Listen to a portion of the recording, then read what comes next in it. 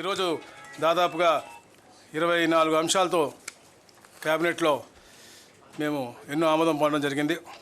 Revenue డిపార్ట్మెంట్లో 5, ఎంఐయుడిలో 7, అలాగే social welfare, అలాగే ఇన్వెస్ట్మెంట్స్ మీద అంటే ఎన్నో అభివృద్ధి కార్యక్రమాలు చేయాలి కాబట్టి దుగ్గరాజపట్నంలో షిప్ బిల్డింగ్ ప్లాంట్ కానీ, అలాగే ముఖ్యంగా సాంఘిక సంక్షేమ శాఖలో పేదలకి ఏదైతే ఎన్ఎస్ఎఫ్డిసి లోన్స్ ఇస్తారో వాళ్ళందరికీ కూడా ఉపశమనం కల్పించే విధంగా 41 కోట్ల రూపాయలు వడ్డీ రుణమాఫీ చేయడం కానీ, మరి అలాగే సిఆర్డిఏలో central institute of yoga and న్యాచురోపతికి నూతనంగా భూమి ఇవ్వటం కానీ, అలాగే ఆర్ఎస్ఎస్ గొడవలి విశాఖపట్నంలో మంచి ఆసుపత్రి కట్టడానికి కోసం వాళ్ళకి కూడా భూమి ఇవ్వటం జరిగింది. మరి ముఖ్యంగా ఏదైతే పవర్లో కూడా గవర్నమెంట్లో కూడా ఎక్కడ కూడా అంటే నష్టం జరగకూడదు, వాళ్ళు కూడా అంటే ఒక బాధ్యత రావాలి అని చెప్పే లక్ష్యంతో కూడా ఒక కార్యక్రమం చేసి ముందుకెళ్తా ఉన్నారు. డిసిప్లిన్ ఉండాలి కాబట్టి స్మార్ట్ మీటర్స్ కొన్ని ముందుగా గవర్నమెంట్ ఆఫీసుల్లో పెట్టాలని చెప్పే లక్ష్యంతో ఒక ప్రణాళికతో ముందుకు వెళ్తా ఉన్నారు. ఎందుకంటే అందరినీ చైతన్యపరచాలి, ప్రైవేటు కాకుండా గవర్నమెంట్ ఆఫీసులో డిసిప్లిన్ రావాలని చెప్పే లక్ష్యంతో ఒక కార్యక్రమం చేసడానికి విధంగా ముందుకు వెళ్ళారు. అలాగే విద్యుత్ రంగంలో జిఎస్డిపిలో 0.50 వరకు అదనపు రుణాన్ని పొందేందుకు కూడా ఆమోదం పొందడం జరిగింది.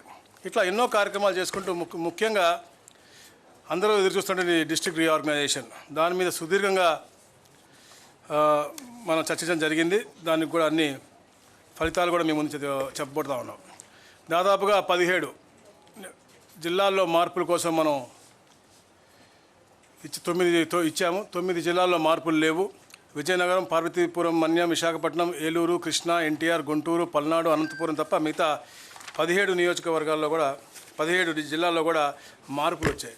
ఏదైతే గజెట్ ఇచ్చిన తర్వాత పబ్లిక్ నుంచి వచ్చిన రెస్పాన్స్ బట్టి మనకి ఎక్కడెక్కడైతే మండలాలు మారాలో, ఎక్కడెక్కడైతే డివిజన్స్ కావాలో అవన్నీ కూడా మనం ఏర్పాటు చేయడం జరిగింది. నూతనంగా రంపచోడవరం అంటే పోలవరం రంపచోడవరం, ఎందుకంటే పోలవరం అనేది ఈ రాష్ట్రానికే ఒక మంచి పేరున్నటువంటి మనకంటే మనం పోలవరాన్ని సోమవారంగా పెట్టుకుని మనం గతంలో కూడా చాలా కార్యక్రమాలు చేసాం. ఇది మనకి ఒక నాడి అని చెప్పి జీవనాడి అని చెప్పి చెప్పుకున్నాం కాబట్టి ఆ పేరు ఉండాలనే లక్ష్యంతో పోలవరం జిల్లాగా ఒకటి ఏర్పాటు చేసి రంపచోడవరం నియోజకవర్గాన్ని దాన్ని అభివృద్ధి చేయాలని చెప్పేసి, అలాగే ఎక్కడైతే పోలవరం విలేజ్ ఉందో దాన్ని కూడా రాబోయే రోజుల్లో అభివృద్ధి చేసి ఆ ప్రాంతానికి కూడా రెవెన్యూ పరంగా కూడా ఒక డివిజన్ ఇవ్వాలని చెప్పేసి కూడా ముఖ్యమంత్రి గారు కాంక్షించారు. అది రాబోయే రోజుల్లో కూడా చేయాలని చెప్పేసి మేము చేస్తూ ఉన్నాం. దాదాపుగా 25 మార్పులతో మనకి ఈ 17 జిల్లాలు మనం చేసాము. అంటే కొన్ని మండలాల మార్పులు అలా ఉన్నాయి. ముఖ్యంగా అయితే ప్రజలు కాంక్షించారు గూడూరులో నుండి 3 మండలాల్ని నెల్లూరులో తీసుకురావటం.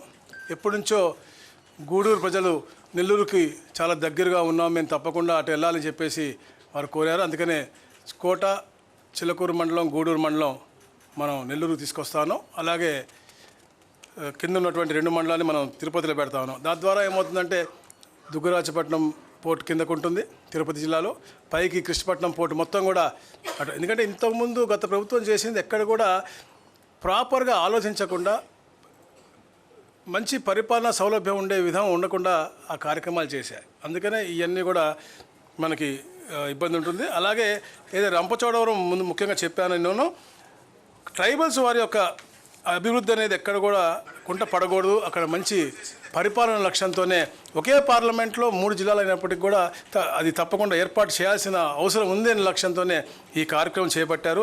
రంపచోడవరం అలాగే ముంపు ప్రాంతంలో ఉన్నటువంటి ఆ మండలాలు కూడా తప్పకుండా చేయాలి, అది అభివృద్ధి చేయాలి లక్ష్యంగా రంపచోడవరంని ఒక మంచి జిల్లాగా మనం ఈరోజు చేయడం జరిగింది. అలాగే సామర్లకోట మండలాన్ని మనం పెద్దాపురంకి మార్చడం అంటే కలిపి అటు మండలం మార్చడం. అలాగే ఏదైతే మండపేట ప్రజలు ఎప్పటి నుంచో కాంక్షిస్తూ ఉన్నారు, రాజమండ్రి కూతవేటి దూరంలో ఉంటాం మేము, రాజమండ్రిలో మమ్మల్ని కలపాలి అనేది, అది గతంలో చాలా రిప్రజెంటేటివ్ వచ్చినాయి, అది కూడా చేయటం జరిగింది. అలాగే ముఖ్యంగా పెనుగొండ ఏదైతే మనకి వెస్ట్ గోదావరిలో ఉన్నటువంటి పెనుగొండ గ్రామాన్ని వాసవి పెనుగొండగా మార్చాలని చెప్పేసి ఎప్పటి నుంచో కాంక్షిస్తూ ఉన్నారు. ఎందుకంటే అక్కడ వాసవి మాత జన్మస్థలం అని చెప్పేసి వారు కోవడం జరిగింది. ఆ పేరు కూడా మార్పిడి కూడా ఈరోజు క్యాబినెట్లో ఆమోదం పొందడం జరిగింది.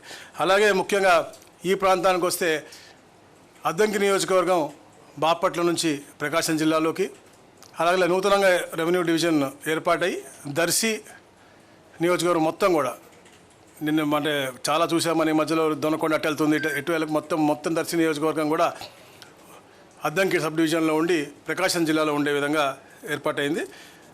మార్కాపురం, కనిగిరి, ఎర్రగొండపాలెం, అలా గిద్దలూరు కలిపి నూతన జిల్లా ఏదైతే ఎప్పటి నుంచో అందరూ కాంక్షిస్తూ ఉన్నారు ప్రాంత ప్రజలు, వాళ్ళందరి కళలు సాకారం అయ్యే విధంగా ఒక అభివృద్ధి చేయబడే విధంగా ఈ యొక్క కార్యక్రమం చేయడం జరిగింది.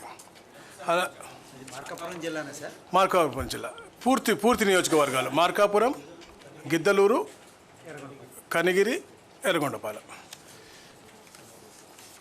అలాగే ఏదైతే కురిచేడు, దొనకొండ రెండు కూడా మీకు అద్దంకి సబ్ డివిజన్, ప్రకాశం అంటే డిఫరెంట్ రిప్రజెంటేషన్ మాకు వచ్చినాయి. అన్నీ కూడా మేము డిస్కస్ చేసి ఏది పరిపాలన సౌలభ్యం ఉంది రాబోయే రోజుల్లో అన్ని జిల్లాల దగ్గరికి ఒక నియోజకవర్గం వల్ల వెళ్ళటం అనేది కష్టం అవుతూ ఉంటుంది. ఒక public representative let be MLA or any officer ఇద్దరు జిల్లా కలెక్టర్ దగ్గరికి పోవాలి అంటే ఇబ్బంది అవుతుంది. కాబట్టి ఎంత తక్కువ చేయగలిగామో అంత తక్కువగా మేము జిల్లాల్లో మండలాలు అంటే ఒక నియోజకవర్గాన్ని 2 జిల్లాలు పెట్టలేదన్నమాట. అట్లా అది అయిపోయింది. తర్వాత ఏదైతే రైల్వే కోడూరు ఉంది, ఎప్పటి నుంచి వాళ్ళు కాంక్షిస్తూ ఉన్నారు తిరుపతిలో రావాలని, వాళ్ళ జీవితాంతం వాళ్ళు కలగంటా ఉన్నారు. అది తిరుపతి జిల్లాలోకి తీసుకురావడం జరిగింది. రాజంపేట ఎప్పటి నుంచో ఉద్యమాల ప్రాంతం, వాళ్ళు ఎప్పుడు కూడా మేము హెడ్ క్వార్టర్ కావాలి లేకపోతే మేము కడపలో ఉంచండి అని చెప్పేసి వాళ్ళు ఎప్పటి నుంచో కోరుతున్నారు. వాళ్ళు రాయచోటి అనేది వాళ్ళు ఎప్పుడు కూడా హెడ్ క్వార్టర్గా వాళ్ళు ఒప్పుకోవట్లేదు. కాబట్టి రాజంపేటను కడపలో తీసుకెళ్లాలని చెప్పేసి ఒక ఆలోచనతో ఈరోజు ఈ క్యాబినెట్ ఆమోదం చేసింది. అలాగే ముఖ్యంగా మదనపల్లి జిల్లాలో ఏర్పాటు చేయాలని చెప్పేసి అందరూ కూడా డిస్కస్ చేశారు.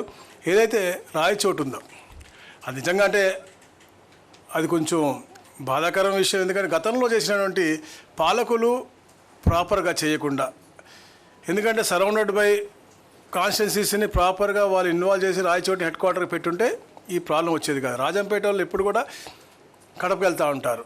ఈ మన పొంగునూరు తీసుకెళ్ళి చిత్తూరులో పెట్టి దాన్ని ఇక్కడ కలపకుండా అంటే ఒక అసలు పరిపాలనా సౌలభ్యం లేనటువంటి విధానంగా కేవలం రాయచోటిగా పెట్టేటువంటి పరిస్థితి. కాకపోతే ఇప్పుడు మన రాయచోటిని సింగిల్గా ఒక నియోజకవర్గాన్ని ఒక డిస్ట్రిక్ట్గా ఇవ్వలేము. కాబట్టి అన్నమయ్య జిల్లా అలాగే అన్నమయ్య జిల్లాగా ఉండి హెడ్ క్వార్టర్ని మదనపల్లికి మార్చడం జరుగుతూ ఉంది. రాయచోటి కూడా మదనపల్లి జిల్లాలో ఒక భూభాగంగా ఉంటుందని చెప్పేసి కూడా మీకు తెలియజేస్తూ ఉన్నాను. ఈ మరి ముఖ్యమైనటువంటి మార్పులు ముఖ్యంగా బనగానపల్లి ఒక సబ్ డివిజన్ ఏర్పాటు అవుతూ ఉంది. అలాగే అడ్డ రోడ్డు అనకాపల్లి జిల్లాలో ఒక సబ్ డివిజన్ ఏర్పాటు అవుతూ ఉంది. అలాగే రాజంపేట ఏదైతే సిద్ధవటమును మరియు ఒంటిమిట్ట ఉందో వాళ్ళు ఎప్పటి నుంచో కూడా మేము కడపతోనే ఉంటా ఉన్నాను. సో వాళ్ళని కూడా అక్కడే ఉండే విధంగా, అలాగే మడకశిర ఎప్పటి నుంచో కాంక్షిస్తూ ఉన్నారు ప్రజలు. అక్కడ అందరూ కూడా సపరేట్ రెవెన్యూ డివిజన్ కావాలని, ఎందుకంటే అది కొంచెం పక్కకు తోసినట్టు ఉంటుంది కాబట్టి అది కూడా చేసినటువంటి పరిస్థితి. ఈ విధంగా ఈ మార్పులతో నూతనంగా రీఆర్గనైజేషన్స్ అన్నీ కూడా చేసి రేపటికి అది పూర్తవుతూ ఉంటుంది. ఎందుకంటే మేము 27/11 గజెట్ ఇచ్చాం, 27/12 అన్నీ కూడా అబ్జెక్షన్స్ తీసుకుని డిస్కస్ చేయడం జరిగింది. 31 నోటిఫికేషన్ ఇస్తాం. కాబట్టి ఇవన్నీ కూడా 1వ తారీఖు నుంచి ఆచరణలోకి వస్తాయని చెప్పేసి కూడా తెలియజేస్తూ ఉన్నాను. 2 జిల్లాలు. అలాగే ఆదోనిలో కూడా చిన్న మార్పు. ఆదోనిలో ఒక మండలం పెంచి ఆదోని 1, ఆదోని 2 అని చెప్పేసి అక్కడ కూడా ఏర్పాటు చేయడం జరిగింది. రాబోయే రోజుల్లో ఎట్లయినా అవసరం బట్టి ఇంకేమైనా ఉంటే కూడా అక్కడ మార్పు చేస్తామని చెప్పేసి కూడా చెప్పాము మేము.